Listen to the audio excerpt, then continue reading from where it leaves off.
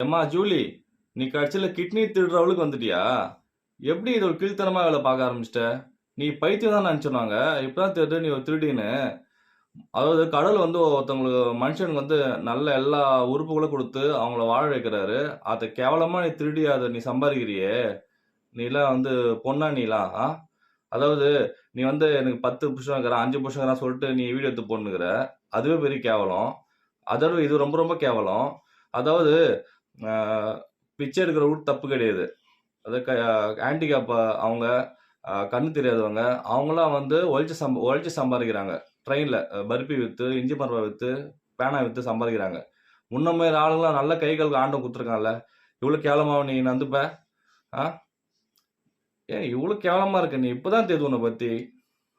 நீ என்னவோ லூசு மாரி பைத்தியமா வீடியோ போட்டுன்னுருக்கிற அப்படின்னு நெனச்சா, இந்த அளவுக்கு மாஃபியா கேங் மாரி நீ ஸ்கேம் பண்ணிட்டு இருக்கியா நீ?